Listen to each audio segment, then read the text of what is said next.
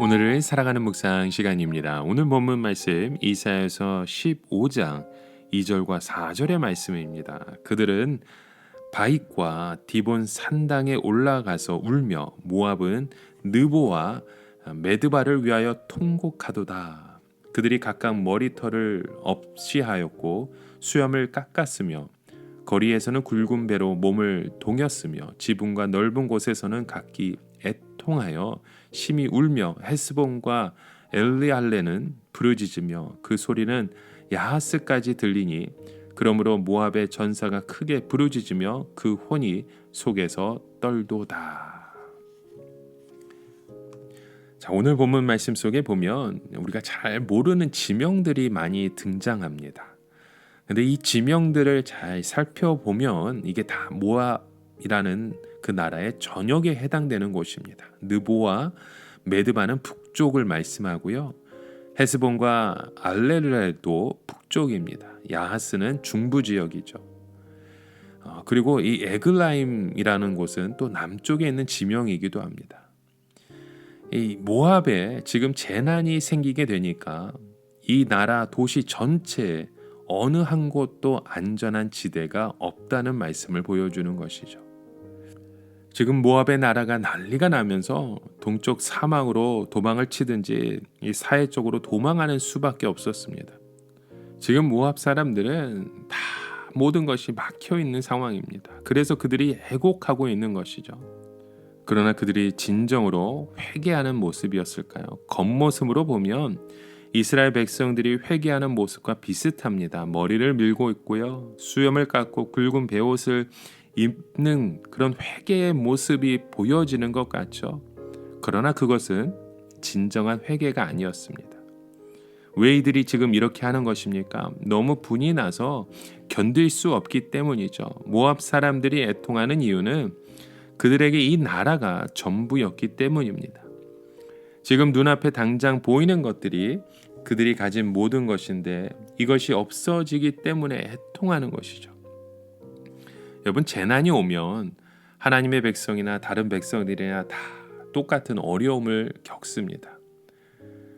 요즘은 이 경제가 점점 더 위기다라는 말씀을 참 많이 들어요. 이런 경제적인 위기가 닥치며 믿는 사람이나 믿지 않는 사람이나 다 같은 고통을 당합니다. 하지만 그것에 차이가 있죠. 똑같이 속상해하고 분노와 절망을 느끼기도 하지만 이 어려움을 대하는 태도는 근본적으로 다르다는 것입니다.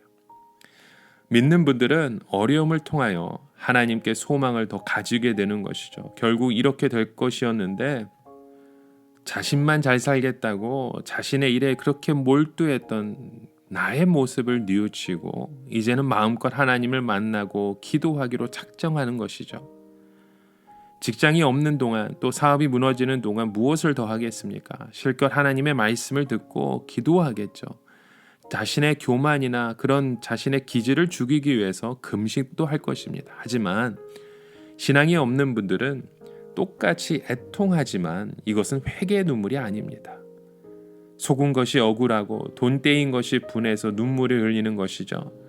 하나님의 은혜를 구하기 위해서 금식하는 것이 아니라 너무 분해서 죽으려고 금식하는 겁니다. 여러분, 오늘 우리의 삶을 통해서 우리에게 그 연단의 시간이 어떻게 다가오는지 보셔야 됩니다. 이것이 심판인가 연단인가 보셔야 됩니다. 왜 롯의 아내가 소돔을 탈출하다가 뒤를 돌아보게 되었습니까? 그의 모든 것이 성 안에 있었기 때문인 것이죠. 그는 그것을 두고 탈출하기보다는 죽더라도 그것과 함께 있기를 원했기 때문에 뒤를 돌아본 것입니다. 지금 유다 사람들도 애통해합니다. 모압 사람들도 애통해하고 있어요. 그러나 그 애통의 성격은 완전히 다른 것입니다. 유다 사람들은 그들이 그동안 하나님을 버리고 이 세상을 의지한 것을 회개하는 마음으로 애통해했습니다. 역시 이 세상은 의지할 것이 못 된다는 것이죠. 이 세상은 속이고 배신하는 것이 그 본질입니다. 그런 줄 알면서도 세상을 따라가는 것을 후회하는 애통의 모습이 있었던 것이죠. 하지만 모압 사람들이 원하는 것은 이 세상에 다 있었잖아요. 한평생 그 돈을 사랑했던 결과가 너무나도 처참한 것입니다. 이들은 말씀 곁에 있었던 사람들입니다. 한때 이스라엘의 통치 아래에 있었다면 다른 세계를 보았어야 했습니다. 아무리 이스라엘이 타락했어도 그들보다는 나은 삶을 살 수 있었습니다. 하지만 그들은 그것을 보지 못했던 것이죠. 이 모압을 통해 보는 것이 무엇입니까? 세상엔 안전한 곳이 아무것도 없다는 겁니다. 잠시 가지고 있다가 때가 되면 다른 사람에게 다 넘어가는 것입니다.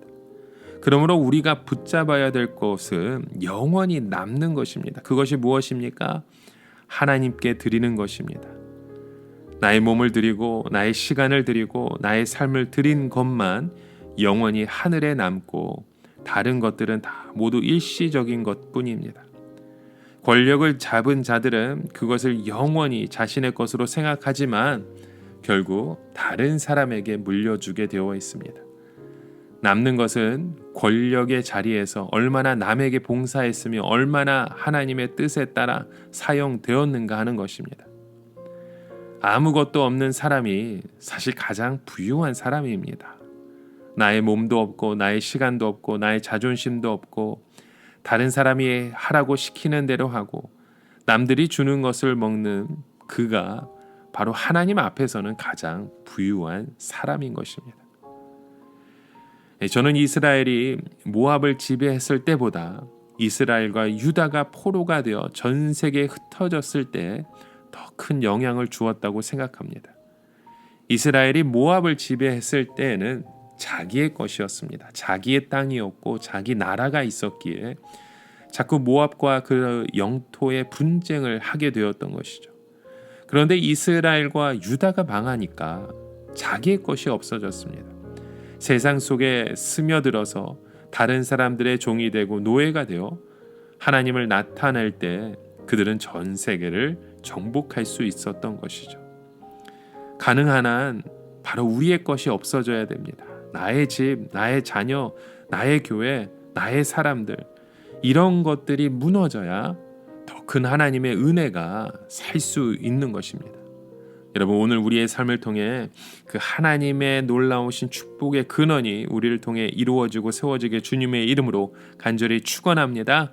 함께 기도합니다. 하나님, 나의 그 욕심을 이제는 내려놓게 하여 주시고 하나님의 그 뜻을 바라볼 수 있는 영원한 것을 사모하는 주의 백성 되게 하여 주시옵소서. 예수 그리스도의 이름으로 간절히 기도드립니다.